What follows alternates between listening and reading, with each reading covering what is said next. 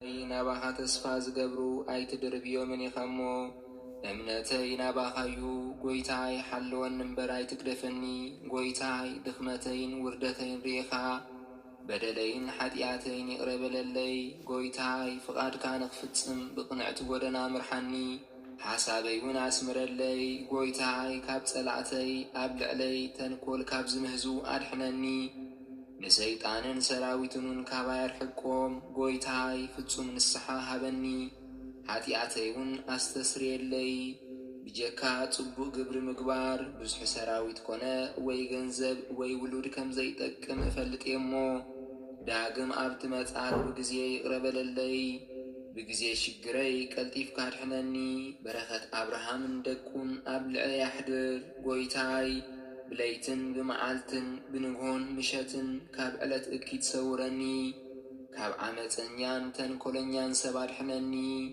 ንልበይ ካብ ክፉእ ሓሳብ አንጽሂካ ብቅድስቲ ጥምቀትካ ምስ ዝተጠመቑ ፍቁራትካ ጻድቃን ጸንብረኒ ጐይታይ ኣብ ልዕለይ ብእተምጽኦ ነገር ማለት ጥሜት ይኹን ጽጋብ ጥዕና ወይ ሕማም ሓጐስ ይኹን ሓዘን ዝኣመሰሉ ፈጺመ ንዓኻ እመስግነካ ጐይታይ ፈጣሪየይ እግዚኣብሔር ገጽካ ካባይ ትምለስ ምሕረትካ እውን ካባይ ተርሕቕ ጐይታይ ኣምላኸይ ካብ ገሃነም እሳት ኣድሕነኒ ጐይታይ ኵሉ ይከኣለካ እሞ ፍቓድካ ኣብ ልዕሊ ቅዱሳንካ ከም ዝኾነ ነቦይን ነደይን ይቕረ ክትብለሎም ፍቓድካ ይኹን ንዓኻ ፍጹም ምስጋና ይግባአካ ንዘለዓለም ኣሜን።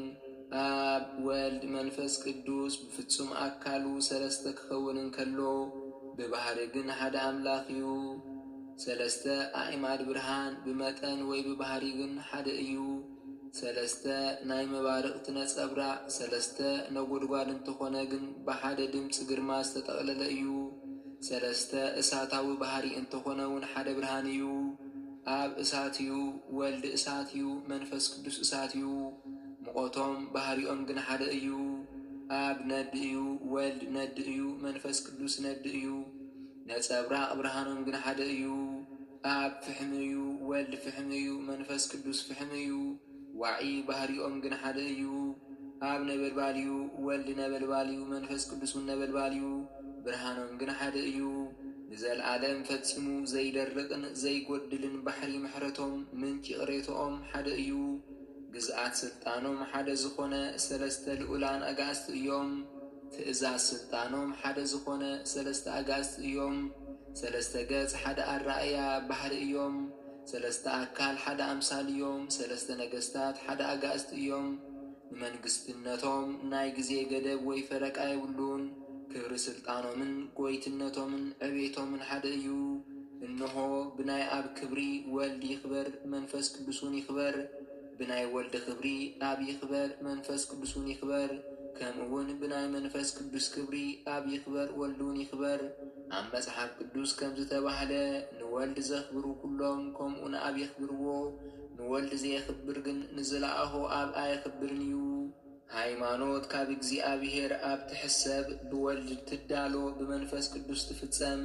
ብመሰረት እምነት ቅድስቲ ሥላሴ ትጸንዕ። እምነት ቅድስት ሥላሴ ናይ ሃይማኖት ፍጻሜ እያ። ነዚ ናይ ሥላሴ ሰለስትነት ዝኽሕድ ናይ ሥላሴ መዓት ኣብ ልዕሊኡ ክወርዶ እዩ።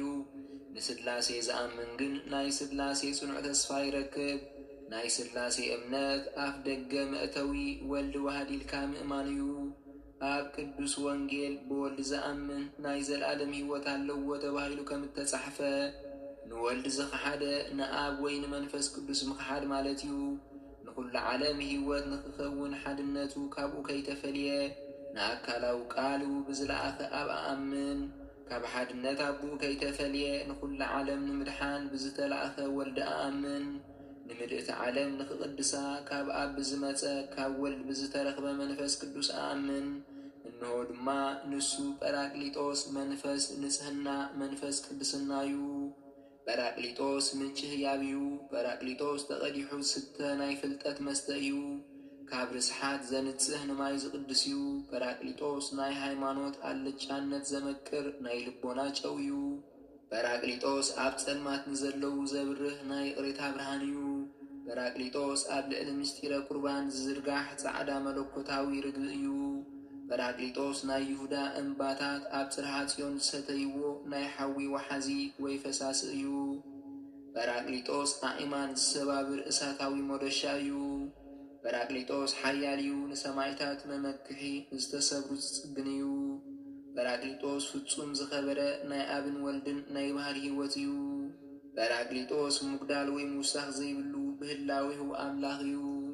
በራቅሊጦስ ከም ኣብን ከም ወልድን ኣብ ሰማየ ሰማያት ኣብ ኩሉ ምድሪ መንግስቲ ምሉእ እዩ። በራቅሊጦስ ዘይድህሰስ ነበልባላዊ ሓዊ እዩ።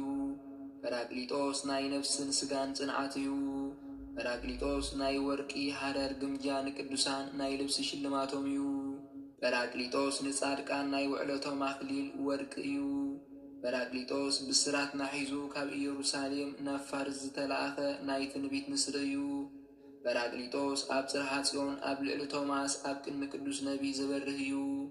በራቅሊጦስ ሓዲስ ወንጌል ንክምህር ንጳውሎስ ዝጠቐሰ ዝጸውዐ መብረቕ ሕይወት እዩ። በራቅሊጦስ ንሃዋርያት ናይ ወይኒ ሜስ ከይሰተዩ ዘስከሮም እዩ። በራቅሊጦስ ንሃዋርያት በብሃገሩ ቋንቋ ዘዛረበ እዩ። በራቅሊጦስ ቅድስት ንዝኾነት ሰለስትነቱ ንኽንሰግድ የስተምህረናን ይመኽረናን። ቅድመ ዓለም ንዝነበረ ፍጹም ሓድነቱ ንኡ ስግደት ይግባእ ሎምን ወትሩን ንዘለዓለም ኣሜን። ብልሳን ነቢያት ምጽኣት ወልድ ምንጋሩን ብየማን ሓያል እግዚኣብሔር ካብ ዘሎ ናይ ጐይትነቱ ዙፋን ከይተፈለየ ናብዚ ዓለም ብምልኣኹ ኣኣምን። ብዘይ ዘርኢ ብእሲ ኣብ ማሕፀን ቅድስቲ ማርያም ምሕዳሩ ኣኣምን። ከይጐደለን ማሕተም ድንግልናኣ ከይተለወጠን ብዘይ ምርመር እጹብ ምስጢር ወለደቶ። ብዘይ ውሰኽ ወይ ብዘይ ምጉዳል ሥጋ ምስ መለኮት ፍጹም ከም እተዋሃደ ኣኣምን። ካብ ዝተሰወሩ ዝተሰወረ ንሱ ብሥጋ ምግላጹ ኣኣምን። ንሱ ናይ ቅዱሳን ርኽበት ምንጭ ኩሉ ከም ሓጣን ጥምቀቱ ብማይ ገበረ። ነዚ ሃይማኖት ብፍጹም ልበይ ኣሚነ ኣብ ባሕሪ ዮርዳኖስ ብዝተገልጸ ሰለስትነቱ ኣምላኽ ኣብ ቅዱስ ወንጌል ከም ዝተጻሕፈ ከም ዝክብል ጐይታ ኢየሱስ ምስ ተጠምቀ ካብ ባሕሪ ወፀ፣ ሰማይ ተኸፍተ፣ ሽዑ ብኣምሳል ጻዕዳ ርግብ መንፈስ ቅዱስ ወሪዱ ኣብ ልዕሊ ርእሱ ተቐመጠ። እነሆ ኣብ ስለ ወዱ ከም ዝክብል መስከረ። እዚ ፍቱው ወደይ እዩ ስለ ዝኾነ ድማ ንሱ ዝብለኩም ስምዑ በለ። እምበኣር መለኮት ሥላሴ ዘይከፋፈል ዘይፈላለ እንሆ ተገልጸ። ሥላሴ ከዓ ሓደ ገጽ እዩ ዝብሉ ደቂ ሰባልዮስ ርጉም ይሕፈሩን ይዋርዱን። ወልድ ኣብ ደብረ ታቦር መልክዑ ከም እተለወጠ ገጽ እውን ከም ብርሃን መብረቕ ምስ በርሀ ዳግም እዚ ሰለስትነት እዚ ተፈልጠ ርዱእ ኮነ። እንሆ ኣብ ቅድሚ ክልተ ልኡኻን ነቢያትን ሰለስተ ሰባክያን ሃዋርያትን ሓጽቢ ልብሲ ከምኡ ገይሩ ከጻዕድዎ ብዘይክእል ኩነታት ልብሱ ከም ነጸብራቕ መብረቕ አንጸባረቐ። በዚ ግዜ እዚ መንፈስ ቅዱስ ብኣምሳል ጻዕዳ ርግቢ ወረደ።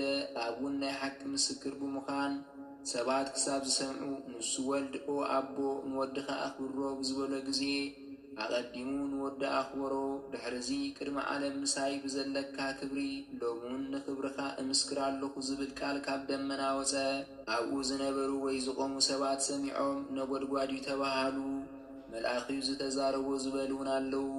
ናይ ሥላሴ ሓደ ኣምላኽ ምዃን በዚ ግብሪ ተፈልጠ ርዱእ ኮነ። ስርዓት ሃይማኖት ኦርቶዶክስ በዚ ናይ ሥላሴ ኣርኣያ ተመስረተ። ሥላሴ ናይ ክርስቲያን መረጋገጺ ጥንታዊ ሃይማኖቶም ናይ ብርሃን ማሕተም እዩ። ሥላሴ ቅድሚ ዘመናት ኣዝማናትን ኣለዉ። ሥላሴ ንኣዳም ብምፍጣሮም ሰለስትነቶም ተፈልጠ። ሥላሴ ቋንቋ ህዝቢ ሰናኦር ብምፍልላዮም ሰለስትነቶም ተፈልጠ። ሥላሴ ሰለስትነቶምን ሓድነቶምን ኣብ ቤት አብርሃም ተፈልጠ።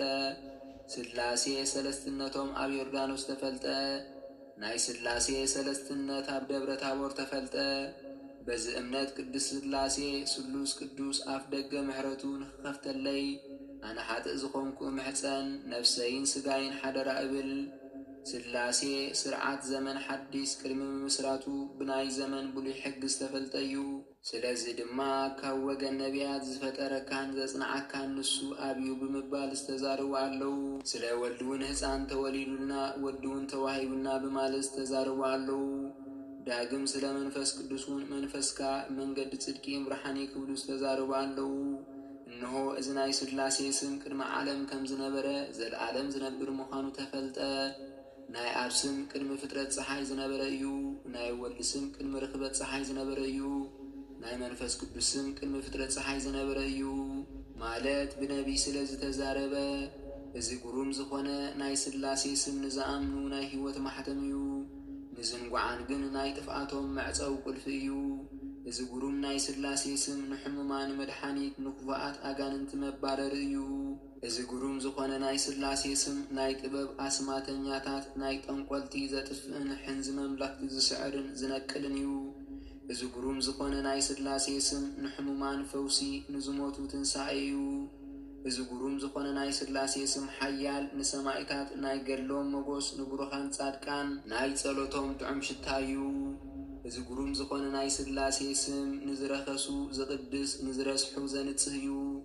እዚ ግሩም ዝኾነ ናይ ስላሴ ስም ከም መጓናጸፊ ክጓናጸፎ እየ። ከም ብዕንቂ ዝተሰርሐ ናይ ርእሲ ወርቂ እውን ክሽለሞ እየ። ብግሩም ዝኾነ ናይ ስላሴ ስም እተኣማምን ተንበርኪኸ እውን እሰግድ። ነዚ ግሩም መፍርህን መደንገጽን ዝኾነ ናይ ስላሴ ስም ኣብ ቅድሚኡ ተንበርኪኸ ብሓጎስ እሰግድ። ቅዱሳኑ ናብ ዘለዎ ንኽእትውኒ በዚ ግሩም ዝኾነ ናይ ስላሴ ስም እምሕፀን። እዚኣ ድማ ንዘለዓለም ብርሃን ጽዮን ዝበርሃላ ሰማያዊት ኣዳራሽ እያ።